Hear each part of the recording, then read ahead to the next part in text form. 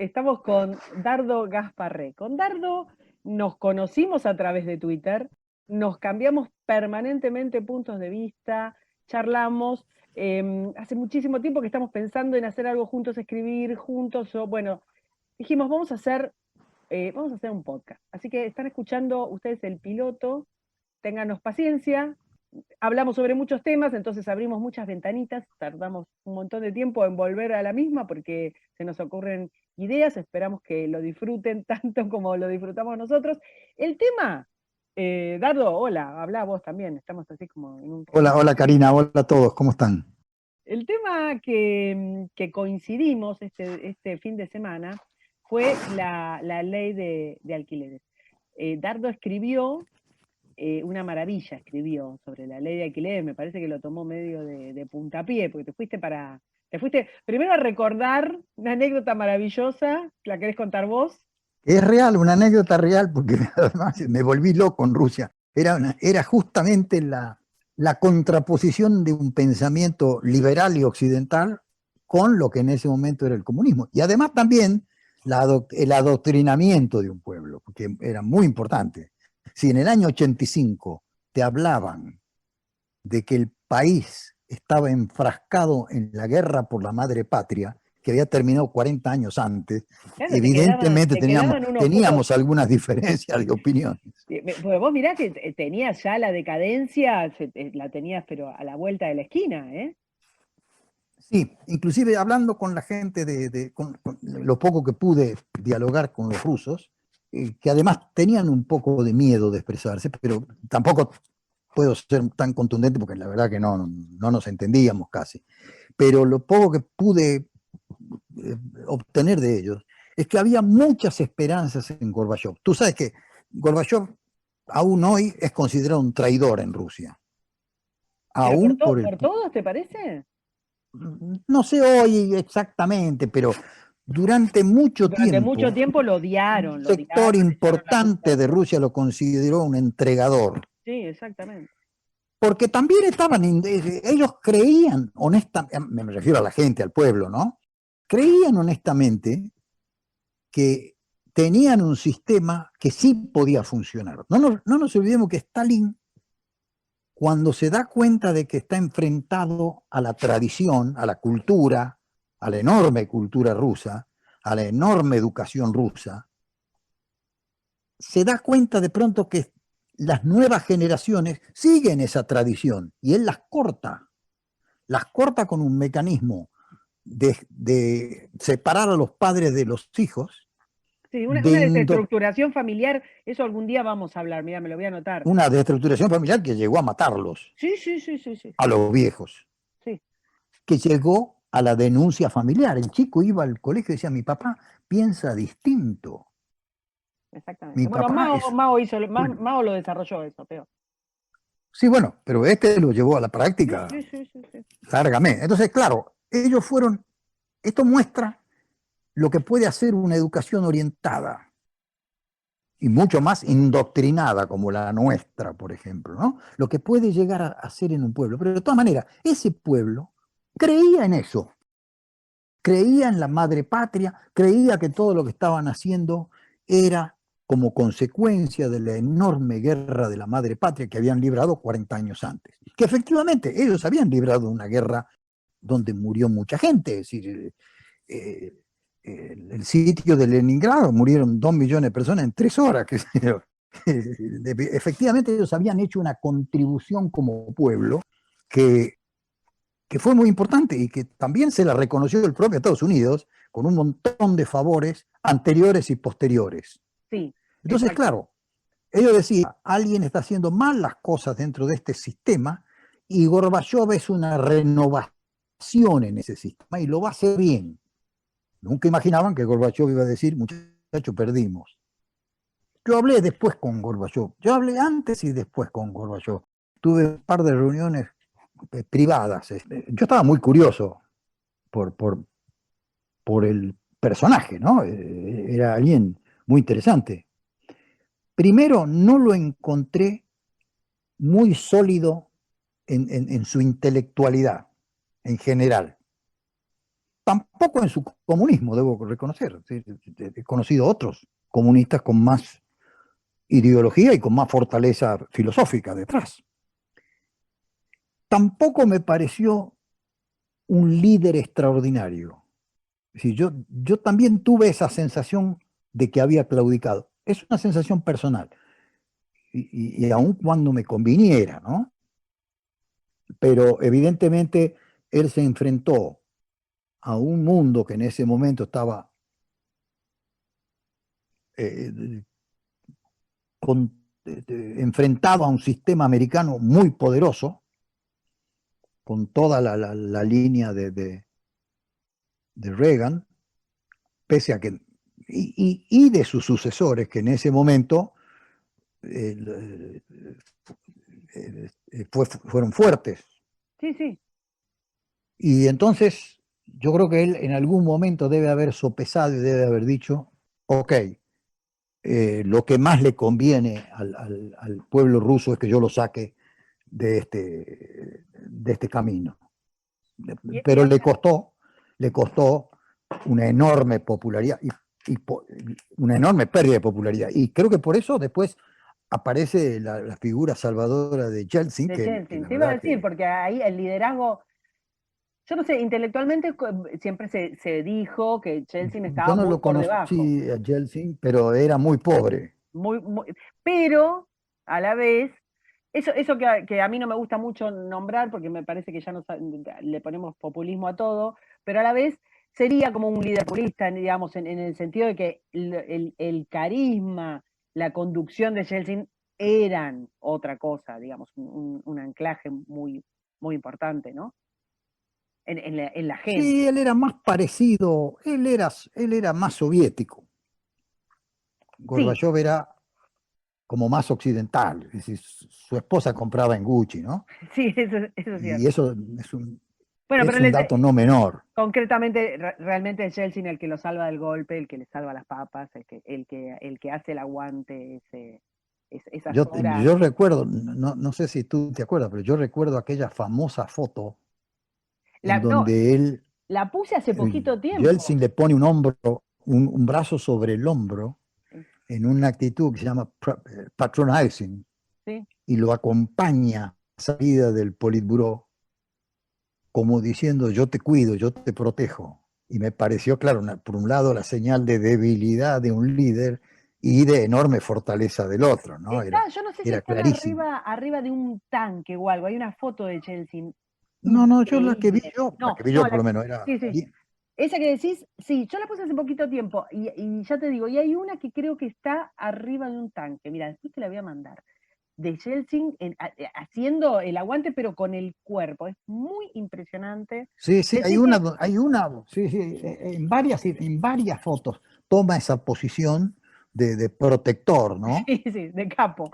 Claro, también es cierto que ya Yeltsin actuaba sobre los hechos consumados y no había tenido que tomar la posición No, tan tal cual, dura tal cual. de tipo Hirojito, ¿no? Tipo Hirojito de decir Sí, sí, sí, sí, perdimos, no soy Dios, exacto. ¿no? Bueno, volvamos. Este, Esto es lo que nos pasa, volvamos. compañeros, hablando con Dardo. Que nos vamos. Bueno, volvamos. Ley de alquileres. Em, Dardo cuenta la historia de cómo torturó personalmente a su guía turística, preguntándole acerca de la casa donde vivía, cómo se administraba. Era como una especie de reducción al absurdo de cómo le hiciste una sesión de mayéutica a la pobre, Bueno, a era la pobre mayor. señorita. La realidad es que fracasé porque nunca la pude convencer de que era una esclava, ¿no? De que estaba cautiva. Pero de todas maneras, tenía convicciones muy sólidas. Evidentemente, si no, no habría sido guía. Sí, guía turística Con no el vamos a sistema tirar cualquiera que soviético, nos dé. Viene un en dardo el sistema cualquiera y me soviético da vuelta a la gente. no había opositores Claro. entre los guías, pero de todas maneras, mi idea era mostrarle a ella lo esclava que era, pero cuando llegó un momento en que yo, exagerando, cuando le expliqué que no podía ser normal Que le que uno se adjudicaran la divorciara y casa, tuviera que claro. mandar una carta pidiendo permiso para divorciarse, la realidad es que ella lo tomó como si fuera lo más normal del mundo, lo cual muestra la esencia del esclavismo. Una vez que uno se acostumbra, listo, Le parecía lo más ¿no? normal del mundo, claro. Le parecía, pero también muestra toda esta idea de querer resolver los problemas vitales del individuo que el Estado te lo tiene que dar. Y el Estado cada vez que te da te esclaviza. Eso es cierto acá, hoy, hace 300 años. Y además hay otro hecho, que yo empecé con el tema de la ley de alquileres porque está en el tapete, pero si uno empieza a sumar la AUH, invento de Lilita que cree que es genial, la renta mínima universal, los créditos UVA, que todos sabíamos y todos advertimos en su momento que iban a tener un ajuste, y porque nadie da crédito sin ajuste. Y si no hay ajuste, no hay crédito. Y si te dan ajuste, te va a pasar algo. Entonces, cuando se dieron los créditos UVA, nosotros dijimos, van a tener que ajustarlo en algún momento y va a ser un escándalo. No salgan a tomar crédito inútilmente. Ok, renta universal, AUH, todos los seguros de desempleo, todos los seguros de paro, todos los seguros Los planes para todos trabajar, los planes para comprar, los planes para todos los comprar, planes las trabajados, tarjetas para todos los planes, comprar los comida. 3 millones y pico de jubilados. Ahora los alquileres La tarjeta de los alquileres. que están Ojo que se viene, pidiendo sí. las inmobiliarias, que como todos sabemos son capitalistas cuando les conviene y comunistas cuando les conviene, ahora salen a pedir que el Estado se haga cargo de los alquileres y faltan minutos para que también las expensas pasen a estar a cargo nuestro, del modo más inorgánico posible, porque las expensas van a terminar siendo pagadas por la otra mitad del consorcio que todavía puede pagarlo. Entonces yo me pregunto, ¿hasta cuánto creen que va a alcanzar? ¿Hasta cuándo va a alcanzar esto de que yo voy pagando todo lo que los demás quieren o no pueden pagar? Voy creando leyes parecidas a las rusas, que son muy parecidas, cada día más parecidas, porque además cada vez que falla algo, hacemos otra ley más. Claro. Tenemos un empecinamiento en la estupidez, que es muy importante. La Bueno, estupidez con empecinamiento es grave. alrededor del tema de los alquileres, ha habido muchas modalidades. Está el tema de poner un precio máximo. El tema de poner un precio máximo funciona de distinta manera dependiendo de la economía del país, porque no es lo mismo un país que no tiene inflación, una inflación moderada, que el nuestro. Entonces el nuestro se va, digamos, ponen variables de ajuste, que no es lo mismo que las leyes de control de alquileres que se hicieron hacia los años 70, 80, en algunas ciudades de Estados Unidos, como San Francisco o Nueva York, o que vienen, digamos, teniendo Lisboa, que han destrozado Lisboa, la arruinaron en los edificios donde han impuesto esos controles. Pero en realidad ha pasado, digamos, tengas ajuste por inflación, tengas otra modalidad que se usó en Estados Unidos y en algunos lugares más, que es el alquiler infinito, o sea, que si tenés 2 o 3 requisitos, te quedás forever. El propietario tiene que decir que lo va a usar para vivir él y vamos a ver si te lo devolvemos, si no, se queda para toda la vida. Sí, que entre paréntesis ha transformado muchos apartamentos en una villa, o sea, una especie de villas. Necesariamente, y a eso iba, te decía lo de Lisboa, te decía ha pasado en Dinamarca, bueno, está pasando en Berlín. En cada lugar, el propietario, obviamente, en la casa donde no tiene rentabilidad y de la que no puede disponer, se resignará, qué sé yo, la peleará o no, pero lo que seguro sabemos que no va a hacer es poner un mango nunca más. Nunca más. Bueno, Entonces, y lo porque mismo que ocurre cuando tenés eso, digamos, lo extendés al resto de los propietarios, y te pasa que el edificio, bueno, se transforma en una porquería, no se hacen arreglos, no se hace mantenimiento. Comienza una cosa que, lo siento para los que piensan que esto no es así o que se puede evitar, pero donde hay un control, donde hay una hiperregulación, aparece una mafia que hace las cosas que no puedes hacer por derecha, se hacen por izquierda. Entonces, los traspasos de alquileres por izquierda, sacar a la gente, o sea, se comienza a generar una mafia alrededor de esto. Y lo que estaba diciendo Dardo exactamente, los edificios se transforman en lugares marginales. Y además tiene efectos sobre el mercado.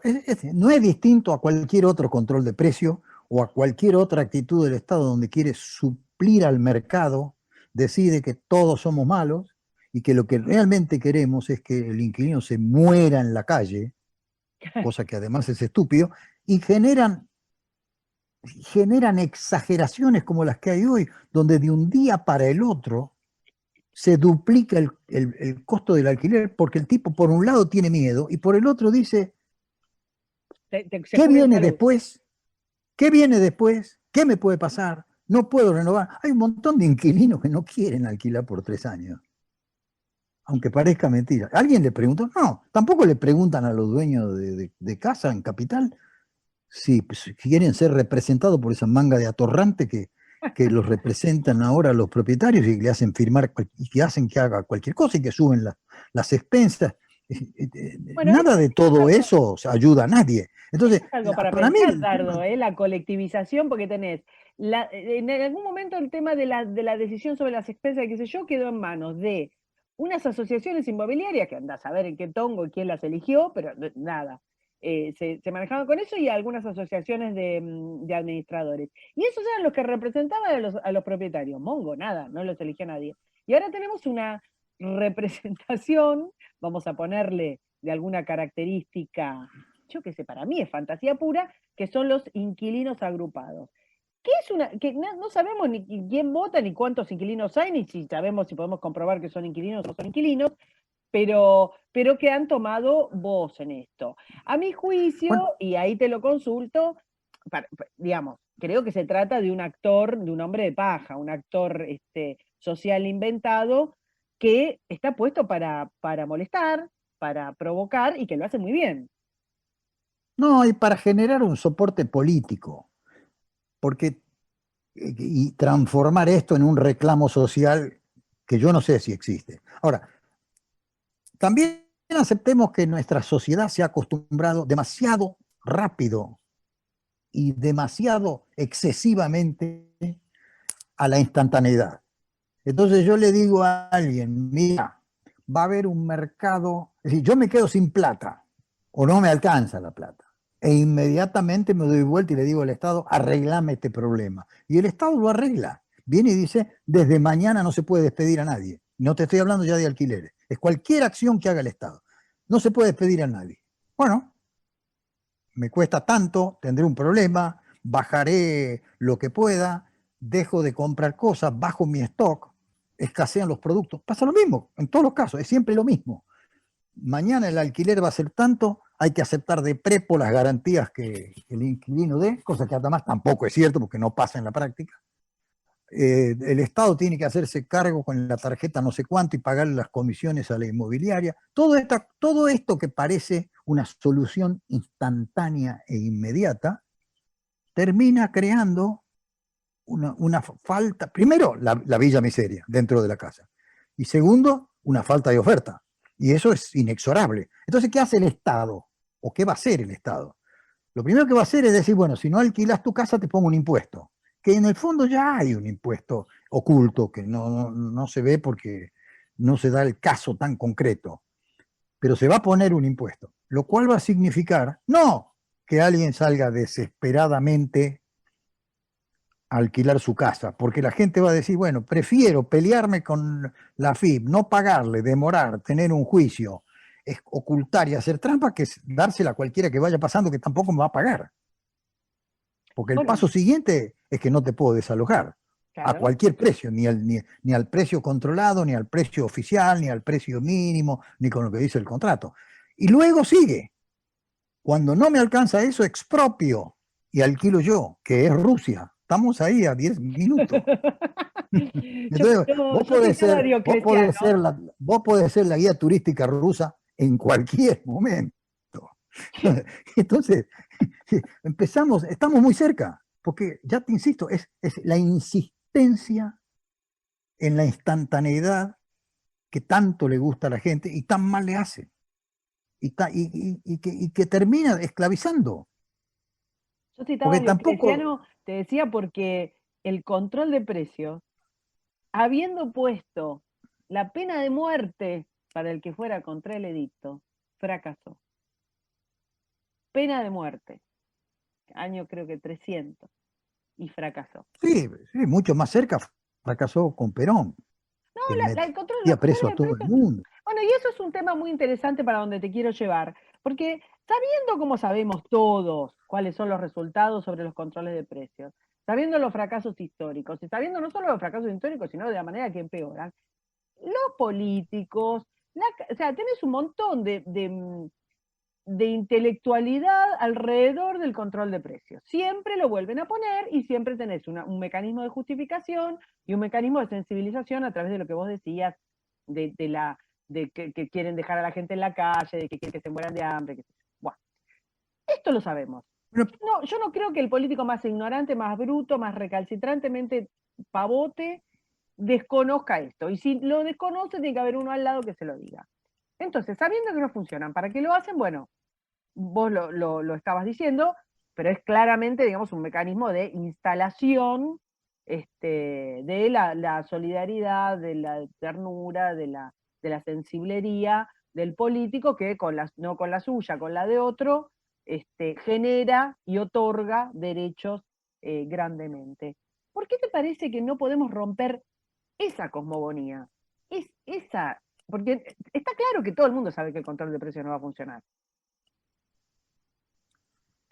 bueno, primero necesitaría unos 5 días para, para analizar los sistemas de elección y, y, y cómo los partidos se han apoderado de la democracia y cómo los inútiles se han apoderado de los partidos. Tendríamos que hacer ese salto. Uno lo puede ver no solamente en la Argentina, no quiero ser exclusivamente ofensivo para la Argentina.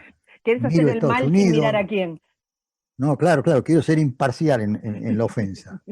Entonces, yo no me puedo olvidar de Tocqueville. Tocqueville, yo lo cito siempre porque Sí, lo sé. tiene un párrafo que explica todo esto.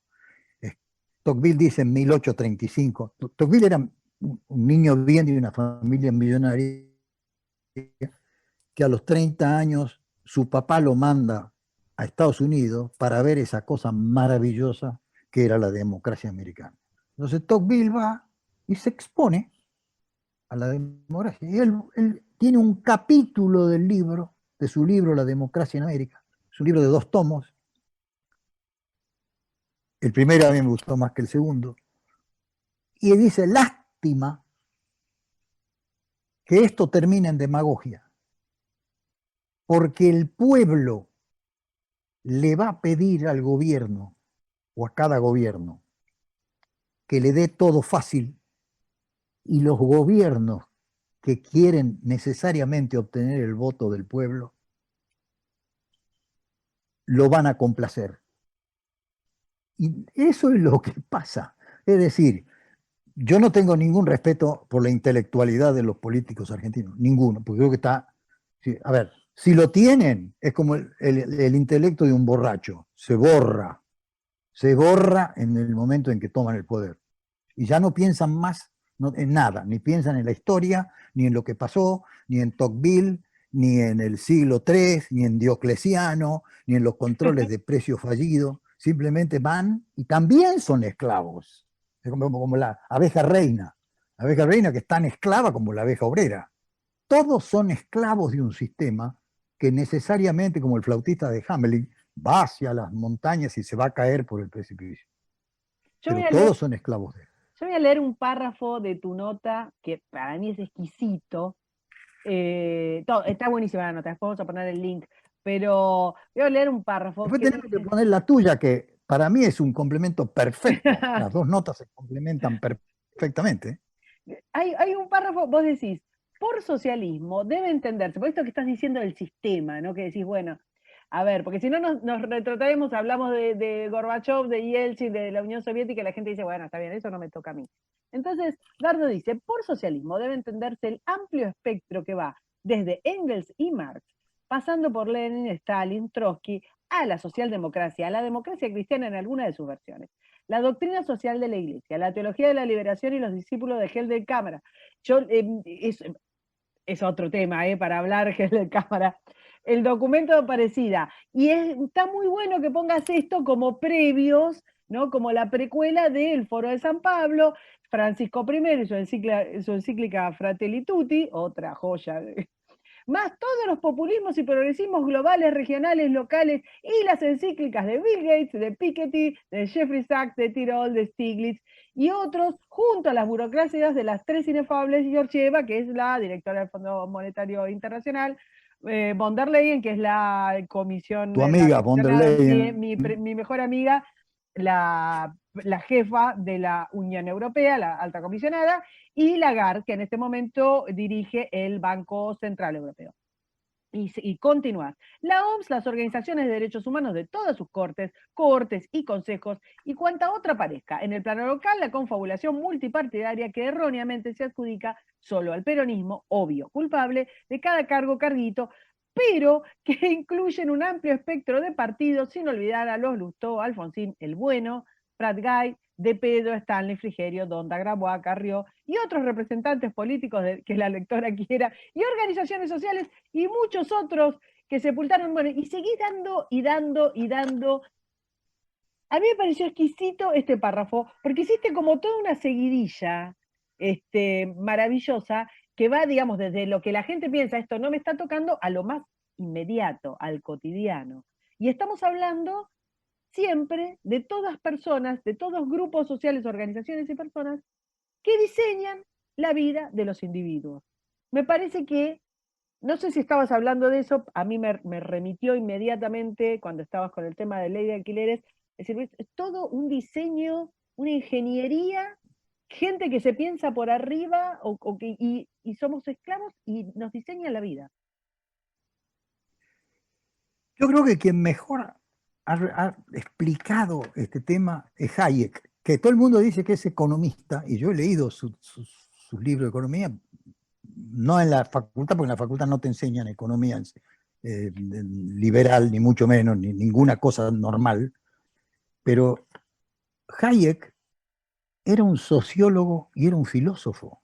Y cuando él explica cómo funciona cualquier sistema de planificación central, cualquiera, te dice que son burócratas, que van a hacer, que van a tomar, ellos se van a arrogar la sabiduría de hacer mejor que la gente, de saber más que la gente lo que a la gente le conviene. Y la gente lo deja, porque también le conviene, es más fácil. Es más fácil. Ese es el problema central. Nadie es esclavo si no quiere. Todo esclavo es como la rata. La rata le ponen queso en una trampera y cae. Bueno, el esclavo es esclavo porque alguien le prometió resolverle algún problema. Me refiero al esclavo político, ¿no? Al esclavo que no ha sido no estamos hablando cooptado de prepo. Eso, la gente se subyuga, se subordina, se entrega, porque le solucionan el problema. Entonces yo te voy a hacer ahora una síntesis. A mí lo que me molesta es cualquiera que promete el paraíso. Y ahí lo tenés en esa lista. Agarrá toda esa lista y todos los que me prometen el paraíso, a mí me molestan. Y creo que a toda persona sensata, normal y que tiene la suerte de estar sana, le deberían molestar los que le prometen el paraíso. Y tampoco deberían pedirlo. Exacto. Pues yo les recuerdo un tema, y eso que yo no sigo demasiados lineamientos bíblicos. Dios dijo que tienen que ganar el pan con el sudor de la frente. Yo sé que eso les molesta. Si quieren, hacemos una filosofía nueva que se podría llamar, no sé, socialismo de Estado, para contraponerlo a capitalismo de Estado, que el socialismo es el invento del comunismo cuando se da cuenta que no es capaz de producir ni un chocolatín. Entonces inventan el socialismo, que es un sistema de ordeñe de Del privado. vacas del privado, hasta que el privado no da más. Pero si quieren inventamos un sistema por el cual cambiamos esa frase de la Biblia y ya no se gana más el pan con el sudor de la frente, o no se gana más con el esfuerzo, o no se gana más con el trabajo, o no se gana más de ninguna manera. Al contrario, como dice el propio Tocqueville, el Estado generoso extiende sus brazos sobre la sociedad y la protege de todos los esfuerzos y de todos los daños, hasta llegar a la exageración de evitarles el trabajo de pensar. Yo quería cerrar con eso, ¿y ahora qué hago? Porque te quiero hacer más preguntas. Puedes, si total es gratis. Escúchame, no, vos hablabas en un momento, decías algo muy interesante que era, podemos englobar como socialismo público o privado, ¿no? De alguna manera es un paso más allá de lo que veníamos hablando. Me parece más, tal vez menos brutal, menos físicamente brutal, pero tal vez más perverso. Hay una cosa que generó mucho resquemor alrededor de esta ley de alquileres, que es que en su reglamentación se imponía que los contratos deben ir a ser radicados en la AFIP. Bueno, eso no es la reglamentación, es la ley, ¿eh? Sí, digo que cuando Ahora se se sabe, reglamentó pero salió a la la luz. ley lo dice, y Tal la cual, ley es un agregado. La tal ley cual. dice que cuando haya un juicio, el juez tiene que informar a la AFIP. Ahora, la verdad que ese punto podríamos discutir la metodología, es decir, hasta dónde la AFIP tiene derecho a meterse a Porque hacer una especie de auditoría previa. a ver, la AFIP es el organismo recaudador, para que vayamos a la filosofía de esto, la AFIP es el organismo recaudador. Vos pagás un impuesto por algún tipo de servicio, o debieras pagar un impuesto Bueno, por eso vale algo, para todos los impuestos, tal cual. vale para Acá, todos. Lo que quiero decir es, acá no hay si esto nada que fuera el libre, Estado. Acá, exacto, pero quiero ir a la filosofía de esto. Quizás ninguno de los dos nos pusimos en este tema en particular porque no venía, digamos, al caso. Pero el Estado acá no está haciendo nada. La casa la compró X persona, así nos pusiéramos del lado del señor Gervasio odiador de los propietarios. El propietario, cuando compró esa casa, pagó una innúmera cantidad de impuestos. Cuando el señor inquilino obtuvo el dinero para pagar el alquiler, lo hizo pagando impuestos. Y en todo momento, estos dos actores de la sociedad civil, como le gusta tanto decir al kirchnerismo, pagaron impuestos. Ya está, ya contribuyeron a lo que tenía que hacer el Estado. El Estado no hizo nada. Se juntan ellos y por juntarse tienen que ir a contarle al Estado que se tiene que poner a regular sobre algo que no tiene que ver con un conflicto entre ellos, porque cuando se hace un contrato de alquiler, las dos personas intervinientes fijan que en caso de que haya algún tipo de inconveniente, alguna discordancia entre ellos, de común acuerdo ponen, bueno, esto se va a hacer en el tribunal tal, en la jurisdicción tal. Fenómeno. O sea que nada tiene que hacer la FIP en esto. Nada tiene que hacer la FIP en esto. Es aberrante que las personas estén festejando que el organismo recaudador, que en esto no brinda ni un servicio, ni siquiera el servicio de justicia, esté metiéndose en esto. Y lo bueno, grave. porque tiene un impuesto, porque la AFIP tiene un impuesto especial para Sí, alquileres, sí. Va con a lo grabar cual, todo. hace rato, con lo cual usa eso y crea una obligación más de información. Y la supedita, porque esa información falta un minuto para que te digan que si no está registrado en la FIP no vale. Claro, Sin claro. embargo, la FIP hace eso en todo. Por ejemplo, cualquier bolichero tiene que emitir una factura electrónica y cada una de esas facturas electrónicas que hace tiene que pedir permiso previo a la FIP. A ver, cada factura electrónica que se hace en la Argentina tiene que pedir permiso previo a la FIP. Es decir, que además de todos los costos que ya sabemos, hay el costo adicional de tomarse el trabajo, de entrar a la FIP, mirar si el señor tiene quit, controlarlo, pedir permiso y entonces emitir la factura electrónica. Nosotros somos esclavos del sistema impositivo. Perdón, y que funcione, porque el sitio de la FIP regularmente no funciona.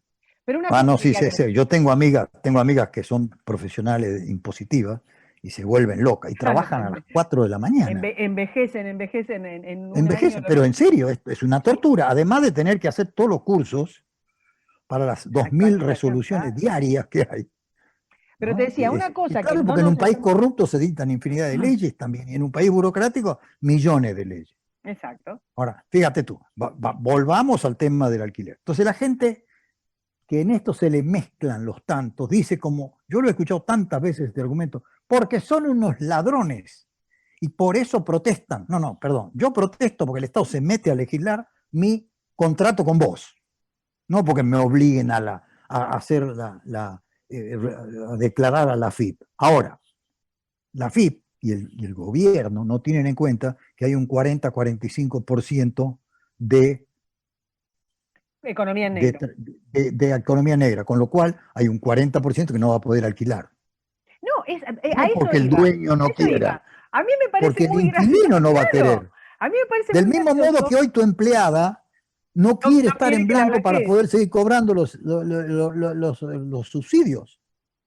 No yo que soy el patrón, no yo que soy el dueño de casa, el inquilino no quiere. Y que no estamos hablando acá mal, o sea, a ver, la economía en negro, por más que yo en mi corazón, ANCAP la defienda con todo el corazón, de todas maneras, en un país con la fiscalidad del nuestro, es imposible no tenerla. Hay una serie de actividades que si tuvieran que pagar la cantidad de impuestos que pagan, no serían rentables. Y es por eso que tenemos la economía en negro que tenemos, que va creciendo. Mayor fiscalidad, mayor economía en negro. Cuando el inquilino, ellos se piensan que, mirá, entonces va a ir el propietario y tiene que declarar sus gastos. Tomá, acá tenés, acá está la revolución social. Fenómeno. Por eso la que sí es la obligatoriedad de alquilar. La que sigue va a ser esa. Está bien, pero el mismo inquilino va a tener blanqueado que de dónde saca la guita para el alquiler. Y existe una enorme posibilidad. Ese es igual que tu empleada. Ese es el que te va a pedir, no podemos arreglar esto en negro. Exactamente. Pero de todas maneras, yo sigo creyendo que la gran mayoría de inquilinos no piensa así. Quiere tener una cosa razonable, pero no hay nada más razonable que dejar que funcione el mercado. Que también todo esto, subyacente hay un acto de soberbia de la burocracia. De creer que se puede meter en todo, controlar todo, desde el precio de la margarina al precio de los alquileres, al precio de lo que vos quieras. Creen que pueden hacerlo todo y no hacen nada porque no se puede. Creen que pueden controlar todo, establecer tu felicidad. Orwell era un precursor. Lo que pasa es que Orwell criticaba el comunismo, ahora debería venir a criticar este burosocialismo, no sé cómo llamarle, socialismo de Estado, burosocialismo, no sé cómo se llama, vamos a buscar un nombre. Vamos a buscar el nombre, te quería que sea mejor que populismo, mejor que porque socialismo, mucha gente confunde el socialismo, no, el socialismo era de intelectuales, no, el socialismo es siempre el mismo, es creer que un grupo de burócratas, que cada vez son más burros, con todo respeto porque jamás ofendería a un animal, ¿no? Pero con todo respeto, burócratas que son cada vez más burros, basta escuchar los discursos te ofenden, es decir, ofenden hasta los que están de acuerdo. Entonces, esos burócratas que cada vez saben menos, quieren determinar cuánto tengo que pagar yo de alquiler, o cuánto me tienen que pagar a mí de alquiler, o a qué hora me tengo que levantar, o que no tengo que trabajar nunca más. Bueno, volvemos a la genialidad de Hayek, es la arrogancia. Es la arrogancia. Ese es el pecado de soberbia, que por eso te prometo el paraíso. Y yo te recuerdo, queréis ser como dioses, fuera del paraíso. Todo la comprensión del mundo la tengo a través de Hayek. Vamos a hacer un Pero podcast sobre eso. yo creo que fue una de las grandes Sí, mentes que influyó todo el siglo XX y el XXI, que mejor explicó el concepto de la economía. Ojo, ojo, que voy a hacer enojar a todos los defensores de la economía matematicista. No fueron muy diferentes las ecuaciones rusas de las ecuaciones capitalistas. Y tuvieron el mismo efecto, querer predecir lo que la gente iba a hacer. Mirá qué pretensión. Yo voy a saber lo que la gente va a hacer y sobre todo le voy a hacer lo que yo quiera. Mirá qué pretensión. Mengele queda hecho un poroto al lado de esto. no, no, claro, claramente, Son claramente. experimentos sociales, es una mezcolanza de experimentos. Entonces, nosotros lo percibimos cuando vemos la burrada de la vacuna. Pero la vacuna pasa todos los días. Esta burrada del Estado, de la Sí, nueva clase que decide todo y que además tiene poderes omnímodos y que además se cree Dios, que es el pecado de soberbia de vuelta, que hace lo que quiere. Nosotros cuando vemos lo de la vacuna nos escandalizamos porque no sabemos las otras 7 millones de barbaridades, injusticias, prebendas y privilegios que tienen todos los días. Esta es la nueva clase. Hablando de nueva clase, citemos a Gila, Midvan Gila, que era el famoso gran teórico del comunismo, que un día descubrió y lo dijo, ese fue el error decirlo, ¿no? Dijo que se había generado una nueva, que después de luchar tantos años contra la clase oligarca, contra lo que ellos llamaban la clase oligarca, se había formado una nueva clase oligarca, que eran los burócratas, que ostentaban el poder y que vivían como reyes. ¿Qué es lo que hace, hablando de Orwell, Rebelión en la Granja? Es la misma historia, es siempre claro. repetidamente la misma historia y volvemos a caer en la misma trampa. Y por eso somos tan pobres siempre. Pero yo tengo una pregunta, ahora te hago yo una pregunta, Epa. porque tengo una duda en este momento de la humanidad. Nosotros estamos en un momento donde tú tienes salario universal, gratis, sin trabajar, bla, bla, bla. Tienes los alquileres, tienes los controles de precios, tienes la teoría de la, no la teoría monetaria moderna, sino la super extra teoría monetaria moderna que consiste en que cualquiera puede emitir lo que se le dé la gana sin ningún efecto. La teoría, Fruto de la los teoría matemáticos. de la Teoría fotocopiadora. monetaria, teoría monetaria moderna, la teoría del helicóptero de Friedman. Entonces, la teoría es esa, cosa que además está mal, técnicamente está mal, porque la teoría es otra.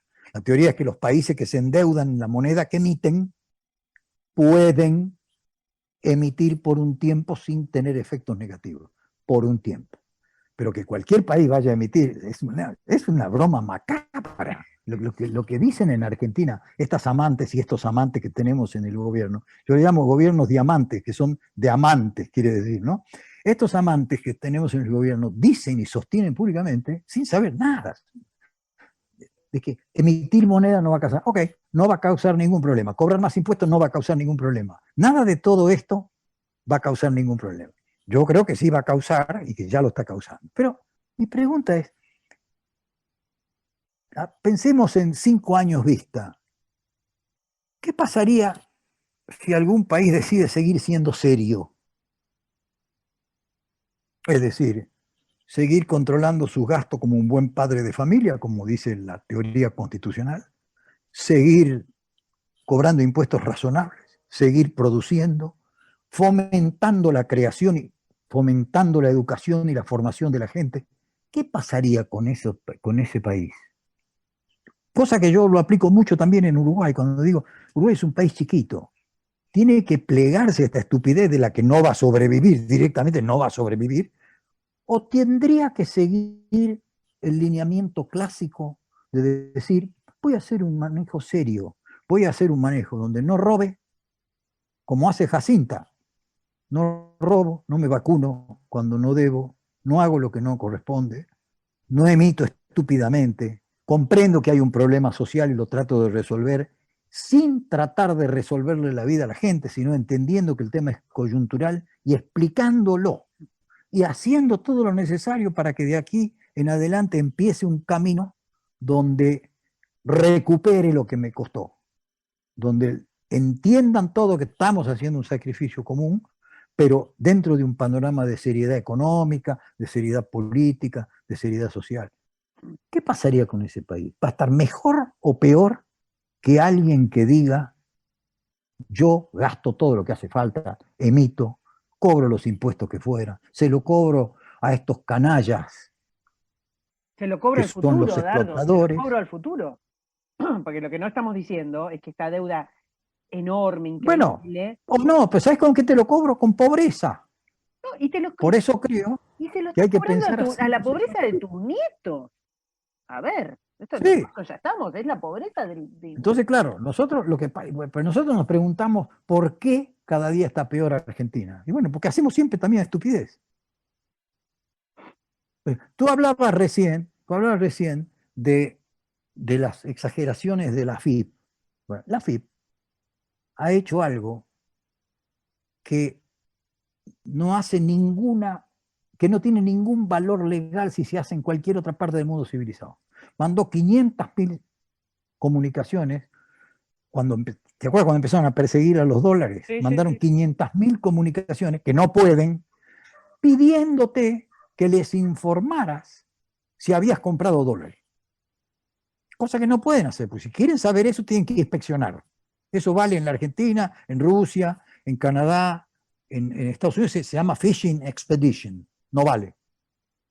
Pero si tú no les contestabas, te ponían una multa. Eso es la rusa. Volvemos siempre Esa, a tu vuelvo a mi guía, a tu rusa, guía. vuelvo a mi guía rusa. Como todo el mundo, recibo una carta de la FIP que me pide que le explique qué hice el último año y se lo tengo que contestar, pues si no me multa, como Bueno, todo el mundo. hacían algo similar, ¿te acordás? Con el servicio doméstico. Presumían que vos no podías limpiar tu casa. Claro, Vamos a vos no ponerle. podés presumir y además no podés hacer phishing expedition, pero lo hacemos. Entonces, hacemos siempre las mismas cosas. Terminamos en el mismo lugar. A nadie se le ocurre, porque no le conviene. No le conviene porque han hecho un LinkedIn de la política. Ay, Todos estos amo tipos. esa. Desarrollarlo un cacho porque está buenísimo. No, claro, estos han hecho de la política, hacen un LinkedIn de la posición política. Yo conozco muchos políticos, los conozco desde chicos, nunca laburaron y siempre fue uno vago y son unos burros. Y sin embargo, ahora hablan con un tono doctoral que tampoco han aprendido en la gestión porque no han hecho gestión. Entonces, estos tipos dirigen esto. Claro, están 3, 4, 5 años, así como se vacunan, se hacen ricos, y ya veremos. Y después siempre podemos culpar a alguien. Mira, puede tener la culpa Braden, Trump, Biden, quien quiera que fuera, cualquiera, Messi, no sé, da lo mismo. Total, tenemos la gente que nos hemos ocupado de deseducarla lo suficiente como para que nos crea lo que decimos y Claro. seguimos enconando. Y por eso buscamos, volviendo, Orwell debería ser el primer libro, junto al libro de lectura de Mamá me mima, uno debería leer Orwell. Es el obligatorio. Mamá me mima. Igual te Orwell. digo, para pensar en lo que estamos viendo hoy, yo creo que todas las distopías, Fahrenheit, Rebelión, Mundo Feliz, o sea, todas juntas, las metes en una licuadora y no te sale lo que estamos viviendo hoy. Te quería, para ir cerrando, redondeando un poco, lo venimos hablando, si esperemos que a todos los que nos están escuchando les divierta, así seguimos haciendo Espero que esto. haya alguien escuchándonos. Ojalá. Pero lo comentábamos, esto del control lo está haciendo Argentina. Argentina siempre agarra todo lo peor que hay y lo empeora un poquitito más, pero es también una recomendación de ONU.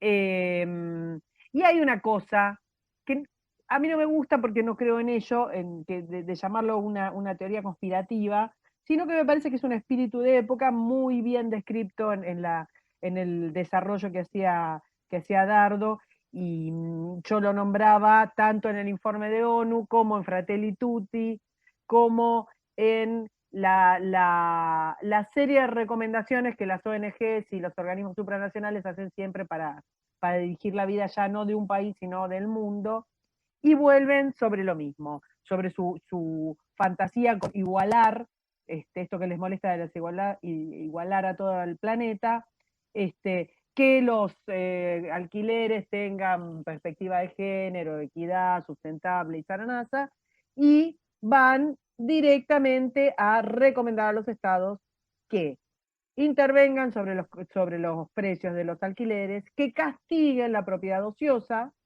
ojo a este término, propiedad ociosa, o sea que ellos deciden, digamos, cuando la Sí, propiedad está entretenida, claro, haciendo es ocio, el próximo cuando, paso. y que sancionen, te decía, y que prohíban los desalojos.